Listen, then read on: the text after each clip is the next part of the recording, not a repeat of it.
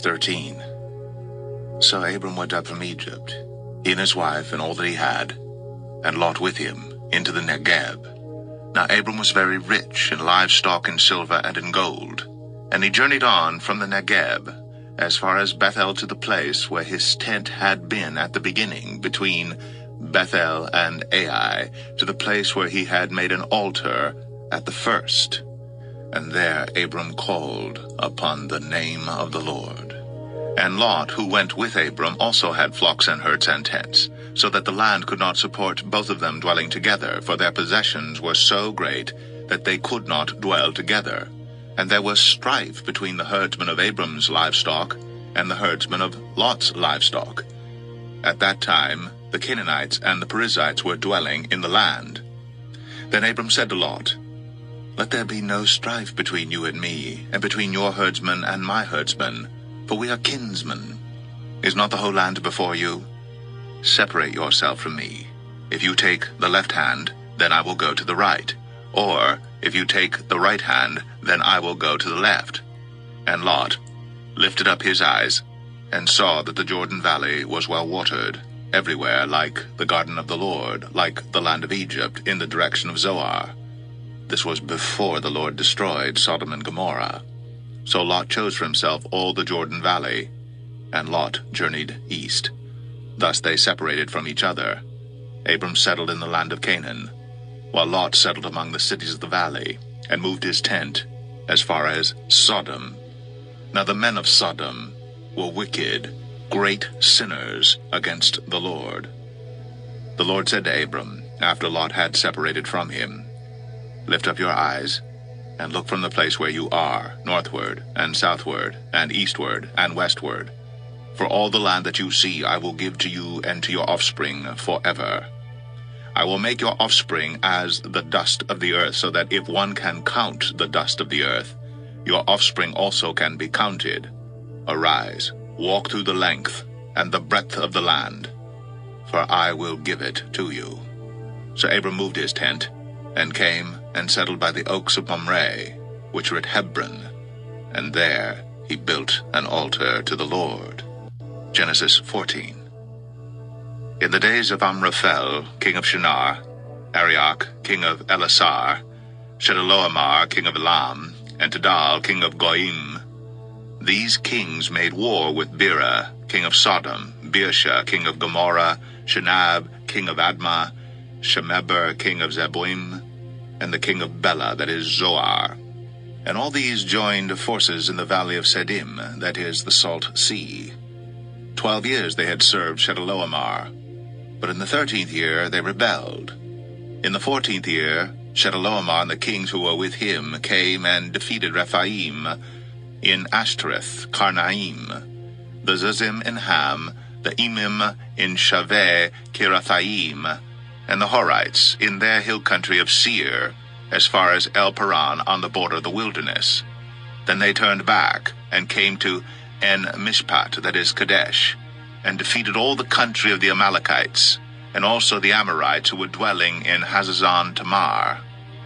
Then the king of Sodom, the king of Gomorrah, the king of Admah, the king of Zeboim, and the king of Bela, that is Zoar, went out, and they joined battle in the valley of Sedim with Chedorlaomer, king of Elam, Tidal, king of Goyim, Amraphel, king of Shinar, and Arioch, king of Elasar, 4 kings against 5. Now the valley of Sedim was full of bitumen pits, and as the kings of Sodom and Gomorrah fled, some fell into them, and the rest fled to the hill country. So the enemy took all the possessions of Sodom and Gomorrah, and all their provisions, and went their way. They also took Lot, the son of Abram's brother, who was dwelling in Sodom, and his possessions, and went their way. Then one who had escaped came and told Abram the Hebrew, who was living by the oaks of Mamre the Amorite, brother of Eshcol and of Aner. These were allies of Abram. When Abram heard that his kinsman had been taken captive, he led forth his trained men born in his house, 318 of them, and went in pursuit as far as Dan. And he divided his forces against them by night, he and his servants, and defeated them, and pursued them to Hobah north of Damascus. Then he brought back all the possessions, and also brought back his kinsman Lot with his possessions, and the women, and the people. After his return from the defeat of Chedorlaomer and the kings who were with him, the king of Sodom went out to meet him at the valley of Shaveh, that is, the king's valley. And Melchizedek, king of Salem, brought out bread and wine. He was priest of God Most High. And he blessed him and said, Blessed be Abram by God Most High, possessor of heaven and earth. And blessed be God Most High, who has delivered your enemies into your hand. And Abram gave him 1/10 of everything. And the king of Sodom said to Abram, Give me the persons, but take the goods for yourself. But Abram said to the king of Sodom, I have lifted my hand to the Lord, God Most High, possessor of heaven and earth, that I would not take a thread or a sandal strap or anything that is yours, lest you should say, I have made Abram rich. I will take nothing but what the young men have eaten, and the share of the men who went with me.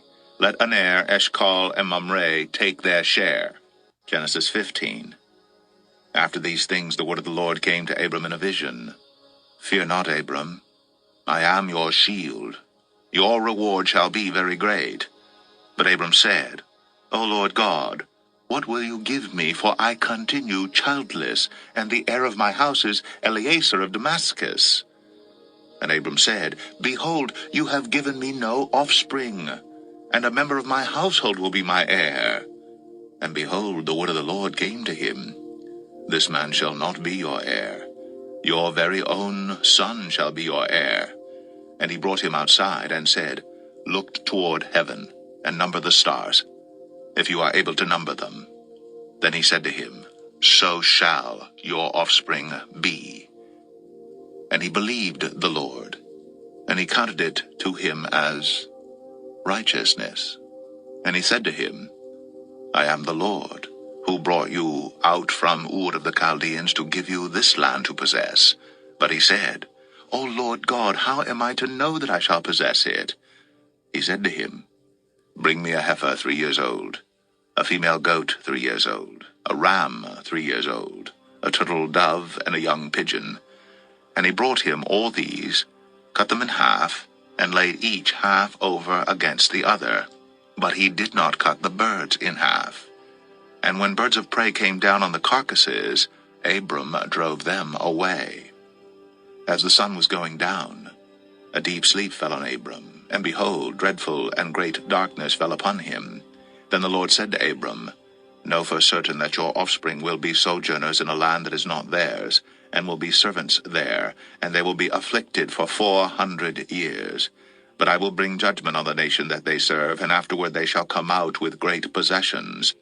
As for yourself, you shall go to your fathers in peace. You shall be buried in a good old age. And they shall come back here in the 4th generation, for the iniquity of the Amorites is not yet complete.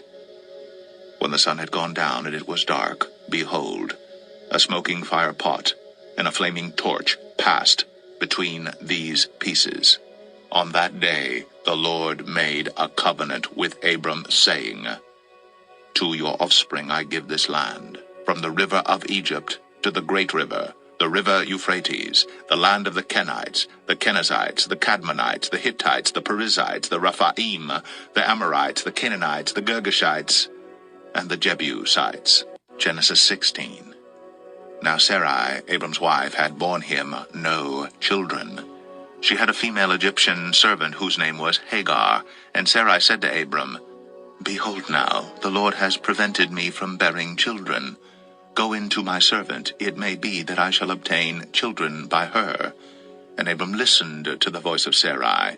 So after Abram had lived 10 years in the land of Canaan, Sarai, Abram's wife, took Hagar the Egyptian, her servant, and gave her to Abram her husband as a wife. And he went in to Hagar, and she conceived. And when she saw that she had conceived, she looked with contempt on her mistress. And Sarai said to Abram, May the wrong done to me be on you. I gave my servant to your embrace, and when she saw that she had conceived, she looked on me with contempt. May the Lord judge between you and me. But Abram said to Sarai, Behold, your servant is in your power. Do to her as you please. Then Sarai dealt harshly with her, and she fled from her. The angel of the Lord found her by a spring of water in the wilderness, the spring on the way to Shur. And he said, Hagar, servant of Sarai, where have you come from, and where are you going? She said, I am fleeing from my mistress, Sarai. The angel of the Lord said to her, Return to your mistress and submit to her. The angel of the Lord also said to her, I will surely multiply your offspring so that they cannot be numbered for multitude. And the angel of the Lord said to her, Behold, you are pregnant and shall bear a son. You shall call his name Ishmael, because the Lord has listened to your affliction. He shall be a wild donkey of a man, his hand against every one, and everyone's hand against him. And he shall dwell over against all his kinsmen. So she called the name of the Lord who spoke to her, You are a God of seeing. For she said, Truly, here I have seen him who looks after me. Therefore the well was called Be'er Lahai Roi. It lies between Kadesh and Bered. And Hagar bore Abram a son. And Abram called the name of his son, whom Hagar bore, Ishmael. Abram was 86 years old when Hagar bore Ishmael to Abram.